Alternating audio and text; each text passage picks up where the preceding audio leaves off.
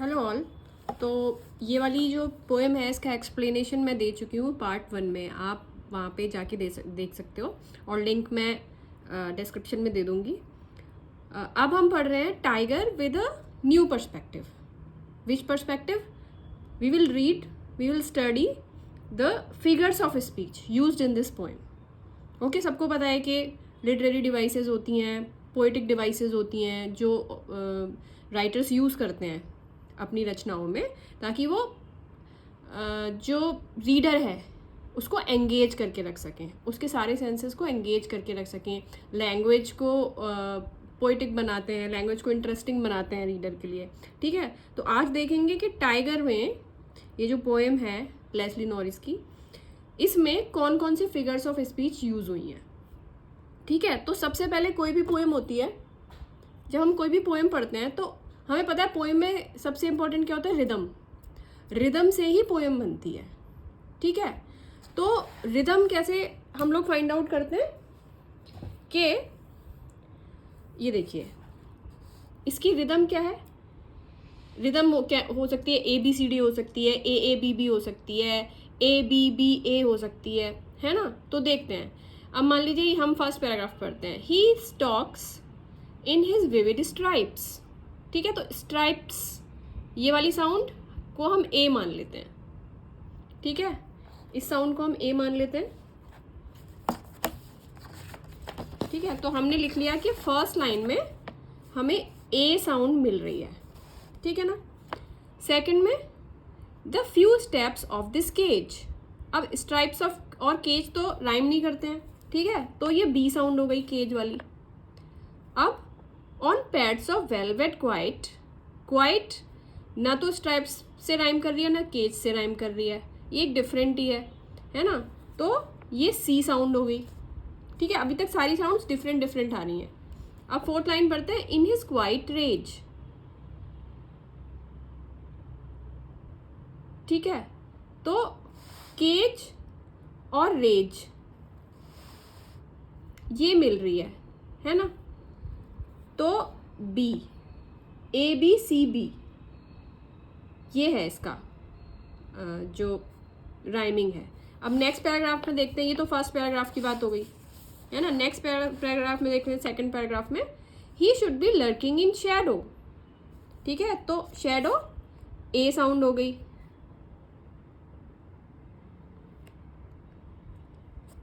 Sliding through long grass. ठीक है, B sound हो गई grass. Near the water hole, hole जो है वो सी साउंड हो गई। Where plum deer pass. ठीक है, अब ग्रास और पास ये एक जैसी साउंड्स हैं, तो ये बी, ग्रास इज बी, तो पास को भी हम बी ही मानेंगे। ठीक है, तो सेकंड पैराग्राफ में भी ABCB हो गई। ठीक है, अब थर्ड पैराग्राफ देखते हैं। थर्ड पैराग्राफ की राइम क्या है? He should be snarling around houses. ठीक है, तो houses is A sound. At the jungle's edge, edge is B sound. ठीक है, edge B sound. Baring his white fangs, his claws, claws is C sound. Terrorizing the village. ठीक है, अब edge और village ये मैचिंग साउंड्स है, rhyming sounds है। ठीक है, तो हम फोर्थ साउंड को भी बी साउंड मानेंगे। Same as B, same age age, age village, age village. ठीक है, तो बी मानेंगे इसको। ठीक है, now we'll see fourth paragraph में क्या है। But he is locked in a concrete cell. Cell को will consider sound a. His strength behind bars, bars is sound b. Stalking the length of his cage, cage is sound C. Ignoring visitors. ठीक है, तो ये वाला जो fourth paragraph है, visitors और bars match rhyme तो नहीं करते है ना, तो ये कंप्लीटली डिफरेंट साउंड है। डी वाली विजिटर्स इन तीनों से डिफरेंट है, तो हम इसको डी मान लेते हैं। ठीक है, तो फोर्थ पैराग्राफ में राइमिंग क्या है? ABCD। ठीक है ना। नाउ फिफ्थ पैराग्राफ में देखेंगे। Fifth paragraph, He hears the last voice at night. Last voice at night. Night, A sound. फिर the patrolling cars, B sound. The stares with his brilliant eyes, and stares with his brilliant eyes, C sound. At the brilliant stars. ठीक है, stars and cars ये rhyming sounds है, stars and cars. ठीक है, तो ये वाली भी बी साउंड है, कार्स वाली ही साउंड है, तो बी ही बोलेंगे इसको. ठीक है ना. तो राइमिंग क्या है, इसको क्या बोलते हैं, राइम स्कीम. Rhyme scheme. तो राइम स्कीम है A B C B A B C B A B C B, लेकिन फोर्थ पैराग्राफ में ए बी सी डी. ठीक है, तो हम ऐसे लिख देंगे कि rhyming scheme is A B C B, और ब्रैकेट में लिख सकते हैं या एडिशनली लिख सकते हैं in paragraph 4 rhyming scheme is A B C D. ठीक है, अगर आपसे राइमिंग स्कीम पूछी जाती है एग्जाम में तो. अब ये हो गया फर्स्ट. सेकंड क्या हो गया, थीम. किसी भी पीस ऑफ राइटिंग जो होते हैं उसकी कुछ थीम होती है ना. थीम क्या है कि वो किस बारे में है ना, उसमें क्या बताया गया है, सिंपली वही थीम होती है. तो इस पोएम में क्या बताया गया है, इस पोएम में बताया गया है, इसमें एक्चुअली दिखाया गया है कि टाइगर कितना परेशान है जब वो केज में है. एक्चुअली उसको केज में नहीं होना चाहिए. He is not made to be kept in the cage. He is made to roam around freely in jungle. ठीक है, तो कॉन्ट्रास्ट दिखाया है ना, और ये बताया है इसमें कि जब हम उनको केज में रखते हैं तो कितने दुखी होते हैं एनिमल्स. ठीक है, तो थीम क्या हो गई कि animals should not be imprisoned. ठीक है, उनको प्रिजन में नहीं रखना चाहिए. Animals should not be encaged, rather they should be left in their natural habitats. So animals should live in their natural habitats. They should not be imprisoned और caged. ठीक है, तो थीम क्या हो गई, first was rhyme scheme, figure of speech में figure of speech. ठीक है, second is theme. Theme is animals must not be imprisoned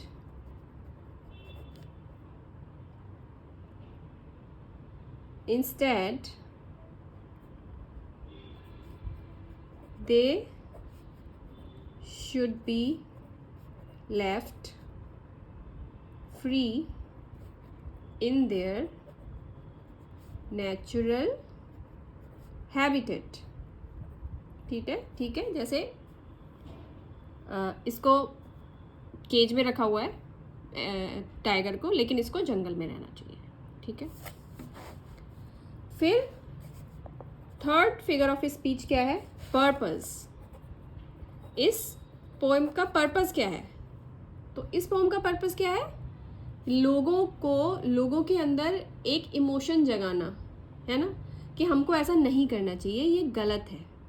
ठीक है, लोगों को अवेयर करना और उनसे रिक्वेस्ट करना, अर्ज करना, अपील करना कि एनिमल्स के साथ हमको ऐसा नहीं करना चाहिए और उनकी नेचुरल हैबिटेट्स में उनको फ्रीली हमें रहने देना चाहिए. This is the purpose of the writer to write this poem. तो क्या है, टू अर्ज और अपील. ठीक है, people to keep animals in their natural habitats. है ना, तो एक तो ये हो गया, और टू हो गया to raise awareness that it is inhuman and cruel. ठीक है, कि ये इनह्यूमन है और क्रूअल है towards the animals, to keep them encaged. To keep them encaged. ठीक है, तो दो पर्पस हो गए। एक तो हो गए कि अपील करना कि एनिमल्स को उनके नेचुरल हैबिटेट में रहने दें, और दूसरा अवेयरनेस रेज करना लोगों के अंदर कि ये जो एक्ट है टू एनकेज और imprison animals in cages, this is inhuman on our part. ठीक है, तो दिस वॉज द पर्पस। तो third figure of speech was purpose. Now moving ahead, इसमें और कौन कौन सी चीज़ें हैं? ये तो मेन हो गया है ना, ये तो जनरल हो गया। अब फिगर्स ऑफ स्पीच, ऑक्सीमोरन। ठीक है, कुछ इस तरह के कॉम्बिनेशन ऑफ वर्ड्स यूज होते हैं, उनको बोलते हैं ऑक्सीमोरन। ठीक है, जब दो कॉन्ट्रास्टिंग वर्ड्स को एक साथ यूज किया जाता है तो उसको ऑक्सीमोरन बोलते हैं, है ना। जैसे कि इसमें कौन सा यूज किया गया है? इसमें यूज किया गया है, देखिए यहां पर क्वाइट रेज, है ना। रेज क्या होता है? Rage is uncontrollable anger when a person और a animal is not able to control their anger and they tend to shout or make violent sounds. ठीक है, then that kind of anger is known as rage. But you know, usually it cannot be quiet. But here what poet is doing, poet is using quiet as an adjective for rage. मतलब शांत गुस्सा है ना, raise. और ये दोनों contrasting है meaning में, क्वाइट और रेज। मतलब ऐसा एंगर जो कि क्वाइट है, सप्रेस्ड है, ठीक है ना, या साइलेंट एंगर है। तो वो बता रहा है पोइट यहाँ पे इन दोनों को साथ में यूज करके, क्वाइट रेज। तो this kind of usage of words when two contrasting words that have contrasting meanings are used, then these kind of pairs of words or combination of words are known as oxymoron. ठीक है, तो quiet rage, paragraph 1 4th line. ठीक है, para 1 4th line, quiet rage।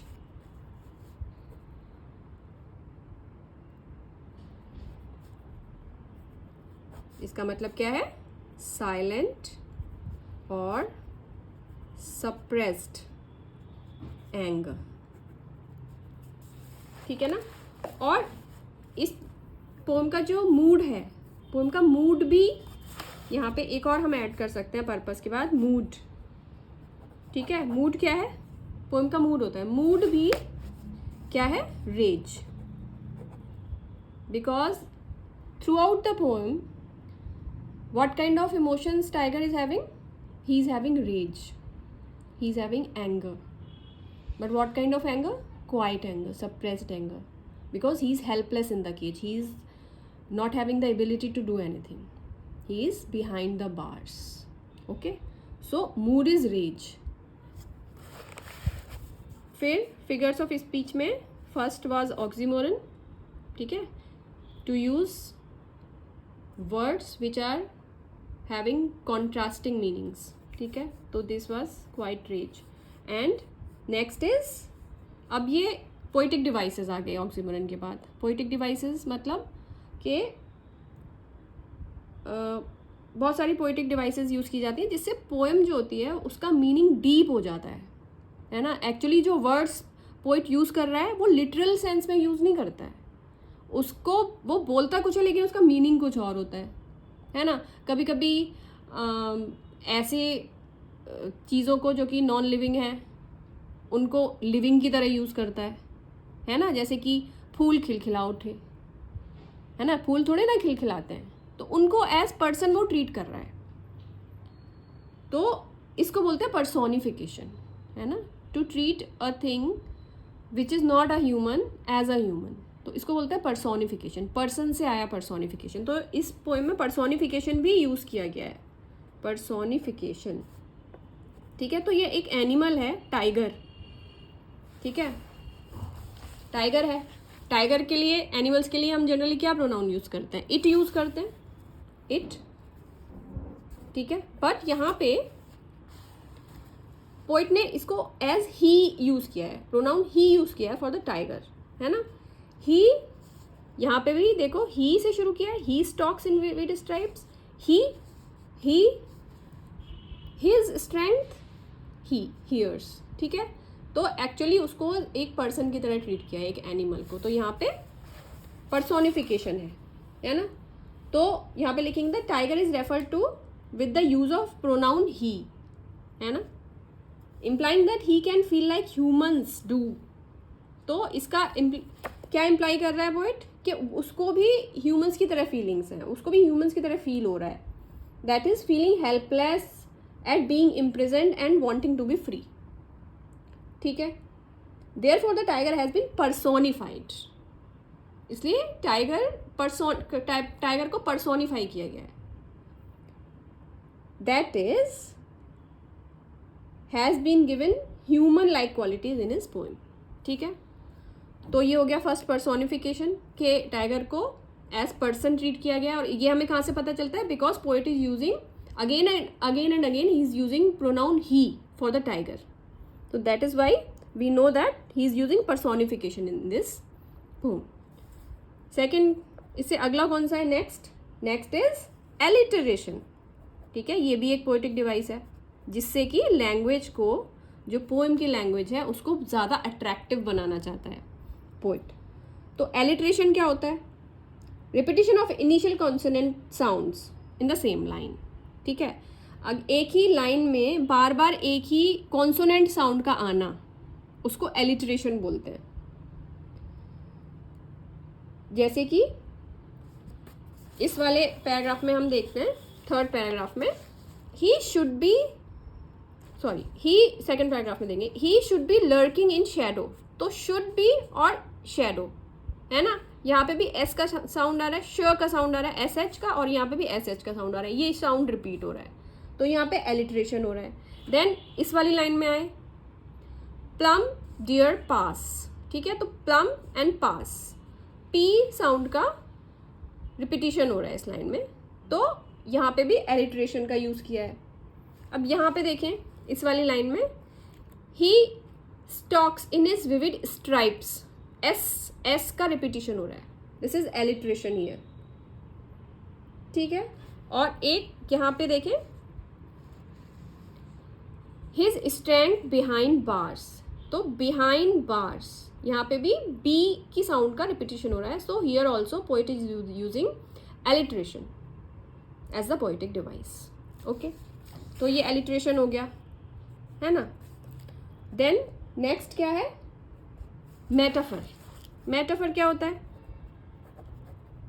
जब हम as और like in दोनों words के बिना दो चीज़ों का कंपैरिजन करते हैं आपस में, ठीक है, तो उसको मेटाफर बोलते हैं। जैसे फॉर एग्जाम्पल, मैं अगर ये बोलूं कि मून एज एन एंजल, ठीक है, मून एज एन एंजल, तो मैं यहाँ पे एज का यूज कर रही हूँ, कंपैरिजन तो मैं कर रही हूँ मून का और एंजल का, लेकिन मैं यहाँ पे एज का भी यूज कर रही हूँ, ठीक है। मान लो मैं बोल रही हूँ मून एज एन एंजल, ठीक है, तो मैं एज का यूज कर रही हूँ, कंपैरिजन हो रहा है मून का और एंजल का, but I am using the word as.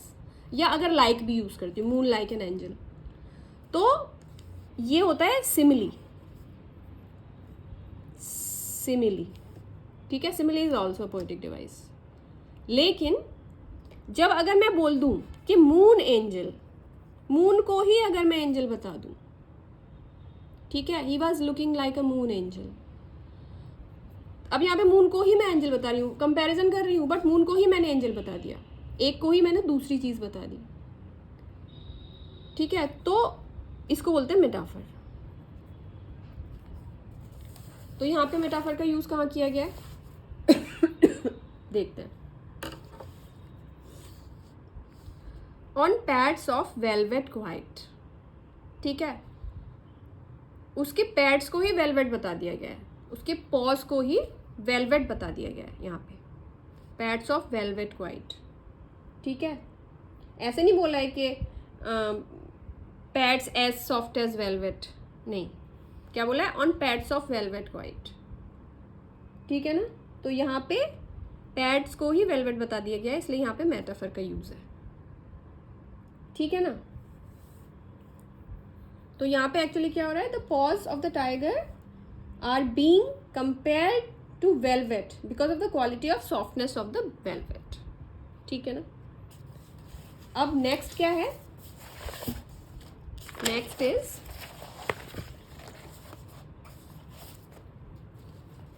Repetition.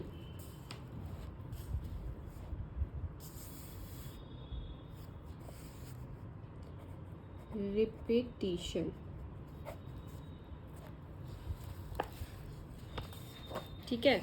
कुछ वर्ड्स यहाँ पे रिपीट किए गए हैं, जैसे कि क्वाइट,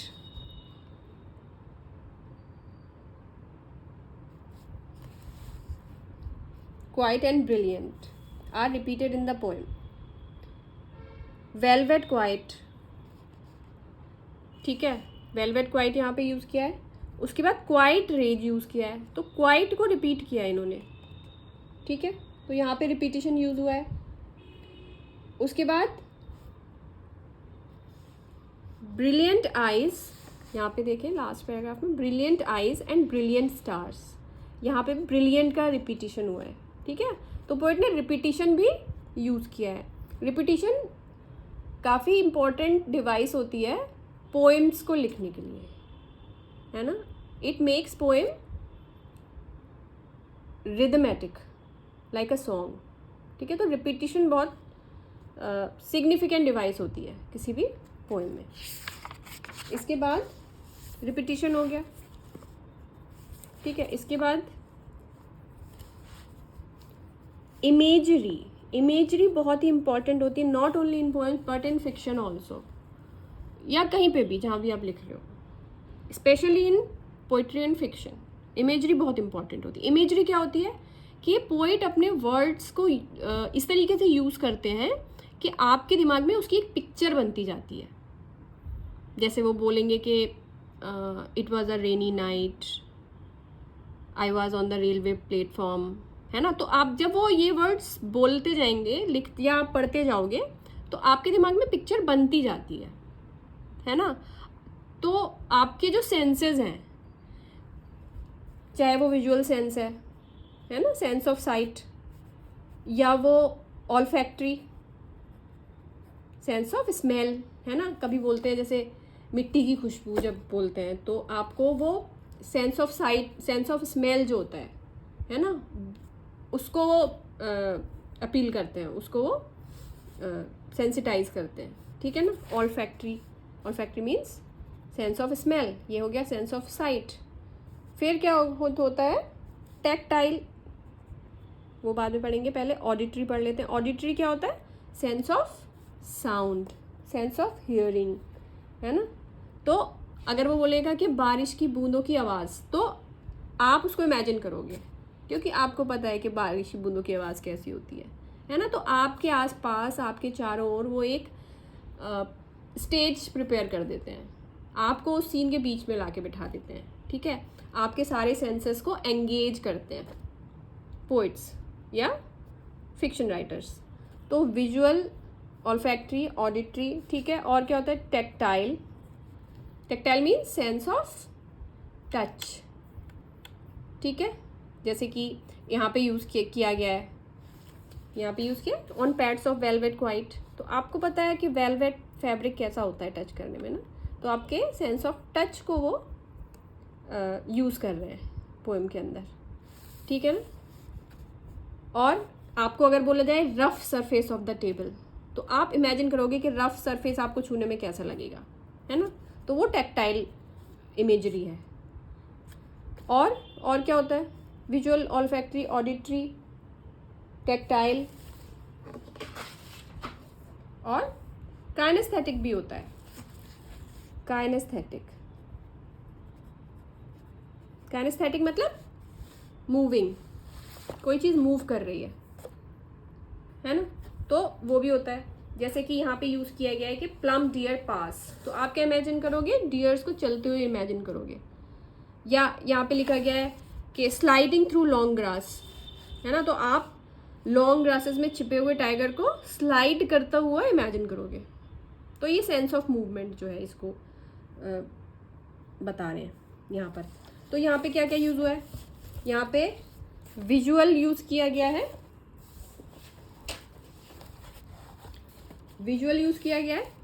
है ना।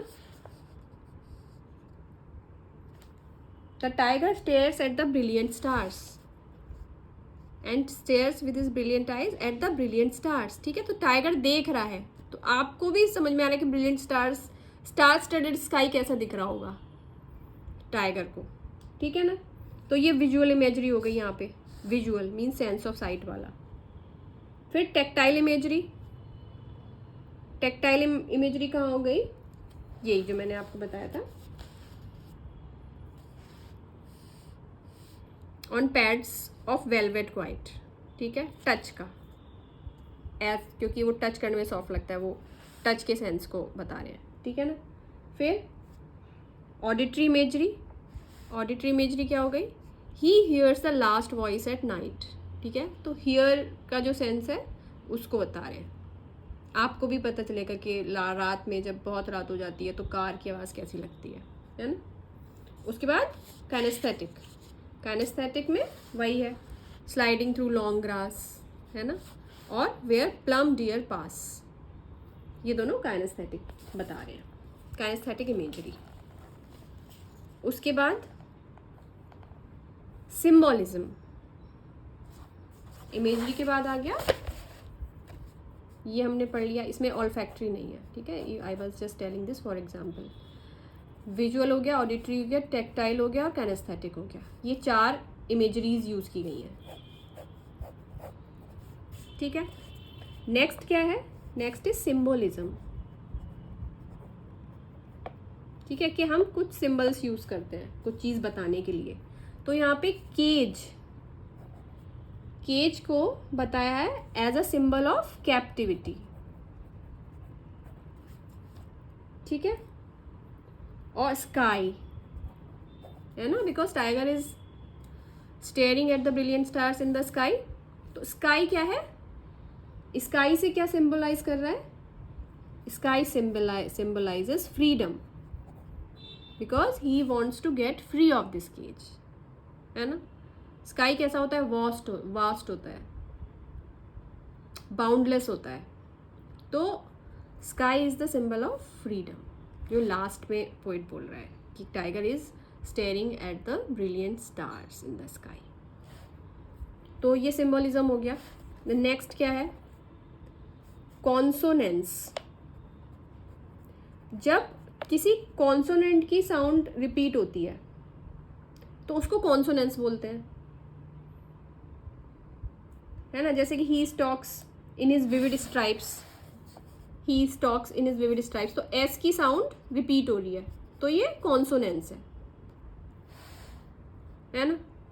और he should be lurking in shadow, तो यहाँ पे भी कॉन्सोनेंट की साउंड रिपीट हो रही है तो ये भी कॉन्सोनेंस है। और दूसरा होता है कॉन्सोनेंस का जो अपोजिट तो नहीं होता, लेकिन हाँ इससे अलग जो होता है एसोनेंस। एसोनेंस होता है जब किसी वॉवेल की साउंड रिपीट होती है ना। जैसे यहाँ पे है in his vivid stripes, in his vivid stripes, I की साउंड, ई की साउंड रिपीट हो रही है, इन हिज विविड स्ट्राइप्स, तो यहाँ पे क्या है, एसोनेंस। ठीक है, उसके बाद आता है एंजैबमेंट। एंजैबमेंट का मतलब होता है कि सेंटेंसेस जो हैं वो आगे तक, जैसे ये वाला सेंटेंस है the he stalks in his vivid stripes the few steps of this cage, तो यहाँ पे ना तो फुल स्टॉप आया है ना कॉमा आया है, इसको, इस सेंटेंस को ऐसे ही कंटिन्यू कर दिया है अगले लाइन में। ठीक है, तो इसको एंजैबमेंट बोलते हैं। Near the water hole where plum deer pass, तो यहाँ पे कुछ यूज नहीं किया पंक्चुएशन, ऐसे ही उसको आगे ले गए कंटिन्यू करके। तो इसको बोलते हैं एंजैममेंट।